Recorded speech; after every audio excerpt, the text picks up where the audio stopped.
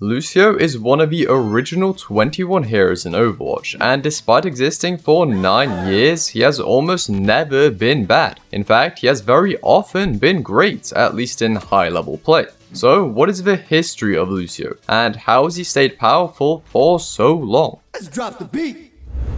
Well, our story begins in 2016 upon Overwatch's release, and right from the start, Lucio was an incredible hero. His power largely came down to 2 factors, his speed of course, but also his healing. As you likely know, Lucio's healing is far from great, and definitely not the best part of his skill set. Back then though, things were different. You see, at the game's launch, the hero roster was pretty limited, and there existed a mere 4 supports for players to choose from. One of these, Symmetra, yes, Symmetra, did no healing at all, and Zenyatta's was nothing to write home about. Meanwhile, in comparison, Lucio's healing was spectacular. Sure, it still wasn't fast, but he was the only hero that could heal your entire team at once. Furthermore, his crossfade radius was originally a whopping 30 meters, which made its horizontal area over 6 times bigger than it is today. So somehow, Lucio was one of the best, if not arguably the best, healer in the game. At the same time, speed boost was obviously also a significant factor, something which actually has remained true throughout the hero's entire history. Not only did the huge radius affect this too, but the speed increase was straight up bigger, with 30% instead of 25 at base, and 100% instead of 60 during at the top. This allowed Lucio's entire team to zip around the map, either to rush the enemy or make a quick retreat, pretty much regardless of where Lucio was. Thanks to his combination of healing and speed, two effects which were rare yet powerful, Lucio was one of the top heroes at the beginning of the game's existence. He was versatile too, being strong in both the double Winston Tracer dive comp that was great at launch, as well as the Reinhardt comps which were generally popular in 2016. Admittedly, Wallride was pretty bad, but other than that, Lucio was really good. During that year, Lucio would receive 3 separate nerfs to tune him down a little, but they wouldn't make much of a difference. He was used in Beyblade, Triple Tank, and even OG Dive, 3 of the most impactful comps in the game's first year. Credit to 5camps on Reddit for this interesting graphic, and although not entirely objective, that's a whole lot of green. Something had to be done, something to actually dethrone Lucio for once and give someone else a bit of a spotlight. If nothing else, his versatility at least had to be altered so that he wasn't picked in every single meta comp. And in April of 2017, changes would be made. Now, don't get things twisted, Blizzard weren't trying to outright nerf the hero, they just wanted to change how he was played. This was done by finally reducing the radius of his crossfade from 30 to only 10 meters, but buffing him in other aspects. Both his raw damage and healing per second were increased, as well as Wallride receiving a movement boost. Now, Lucio would actually have to play with his team, yet would provide even more value when he did. He was different now, sure, but still really good, and he remained an important part of the OG dive meta that he was a part of, being crucial in early tournaments such as OG and Apex. The green wall continues.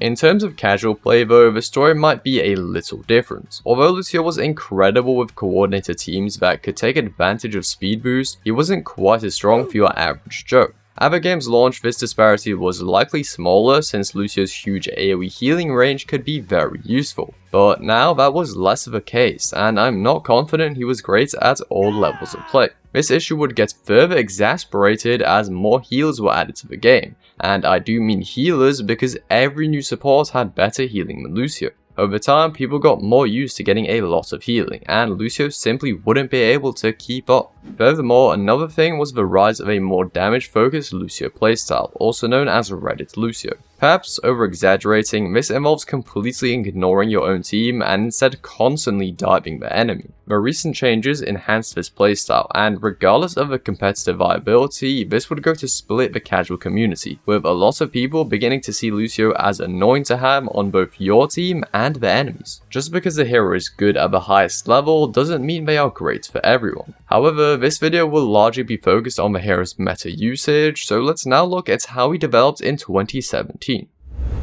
At this point, it seemed almost impossible to dethrone Lucio. Ana had been added as another support with great healing, but speed was simply too important to pass up. The only chance was if some overly broken support appeared to take its place. Heck, they'd probably have to be able to literally bring back the dead.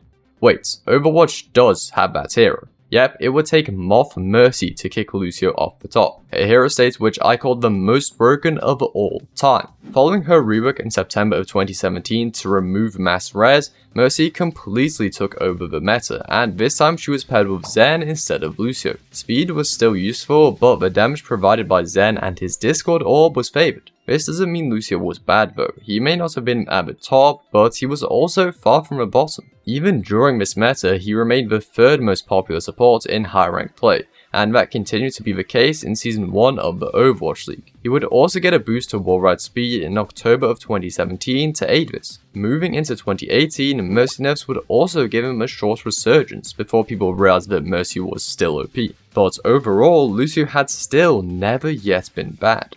If we continue on into May, Lucio would receive some quality of life changes that sort of acted as buffs without outright increasing his stats. However, following this patch, Lucio's viability would not increase. In fact, this would be one of the few times that you could argue he was actually bad. What caused this? Brig, of course. In March of 2018, Brigitte would be added to Overwatch, and at the start of May she entered competitive play. Although dive was still the meta in AL, its structure would shift, and in rank double sniper would take over since this coincided with the Hanzo rework and since Brig could easily shut down flankers. Lucio was not the greatest in this meta, speed wasn't as useful, he could easily get sniped, and he didn't provide enough value since Mercy, Zen and even other supports were still good. Technically, Lucio still wasn't bad, he hadn't really changed and his kit still had plenty to offer. Rather, this environment simply didn't suit him. Some people complained about his lower states, but looking back, I don't think he seemed awful. And when we begin to look onwards, you'll see the hidden power Lucio still had within him.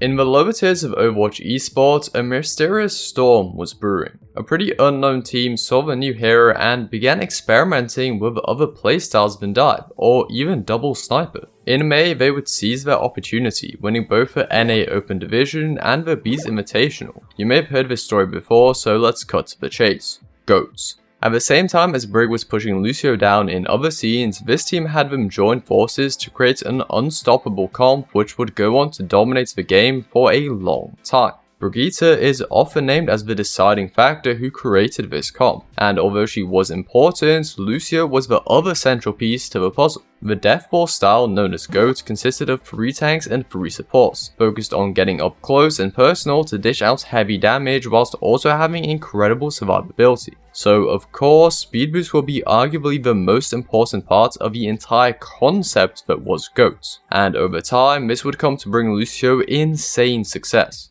The shift in the overall meta didn't happen immediately. The team the comp was named after was still relatively unknown, Overwatch League teams generally preferred dive, and in ranked, Grab Dragon seemed too strong and easy to execute to be replaced. Then in August, Lucio would finally receive a buff. Not a huge one, but it was enough to make people consider him again. And as more players experimented with GOATs, its popularity would grow over the coming months. By September, early versions with Doom in the mix made their way into ranked, and by the end of the year, GOAT was easily at the top. This pushed Lucio to 4th most played support in November, 2nd in Grandmaster. Then by January of 2019, he was up to number 1 in GM of all heroes. Just like a year or 2 prior, Lucio was back to the absolute top of the meta, and 2019's iteration of the Overwatch League would involve much of the same.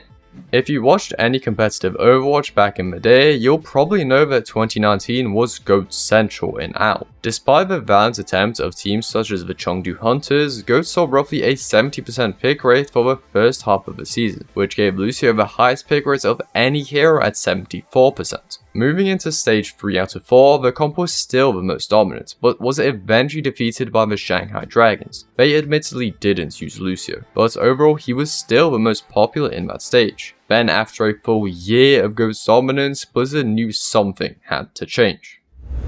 During this time, Blizzard first attempted to remove GOAT through various balance changes. For example, Lucio received a nerf in March of 2019. These changes did have some effect. As I said, the comp was eventually defeated, and in terms of regular ranked, it did begin to shift out in the summer. Blizzard weren't satisfied though, and were perhaps worried that something similar would occur in the future. Therefore, they decided to implement role lock in August of 2019, thereby fully wiping out goats by making it physically impossible to play. Naturally, this would completely change the meta, but it didn't hurt Lucio too much to begin with. As you probably know, Sigma's release would create double shield, a meta defined by the barriers of Sigma and Orisa, which made doing damage very difficult. The early versions of this comp got around this by using DPS such as Reaper and Doomfist in order to push past enemy shields. Lucio's speed was great at helping them do that. Therefore, instead of fading away like many other GOATS heroes, Lucio simply hopped over to the next meta and was great there too. He even got a buff in October to compensate for the March nerf.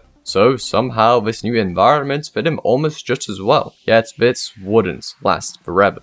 Over time, Double Shield evolved and Lucio became far less necessary. Wrecking Ball was used as a counter, and so the DPS picks shifted towards the likes of Mei, plus Hanzo was used since he was good at breaking the recently nerfed barriers. This meant speed wasn't really needed anymore, and when that combined with a significant Baptiste buff, Lucio was largely pushed out of high level play. He was still used a bit, and you could argue he wasn't too bad, but compared to Lucio's previous states, and compared to the other supports at the time, Lucio just was not a good pick. He simply no longer provided enough value to be viable in the specific meta. Moving on into 2020, and this mostly remained to be the case. There was a short resurgence of Reinhardt in February, which obviously warranted some Lucio gameplay, thereby proving that the hero himself technically wasn't bad. However, following this strange period that was hero pools, Double Shield returned, and once again, Lucio wasn't doing great. In fact, mid-2020 was one of the few times where he was played less in high ranks than low ones.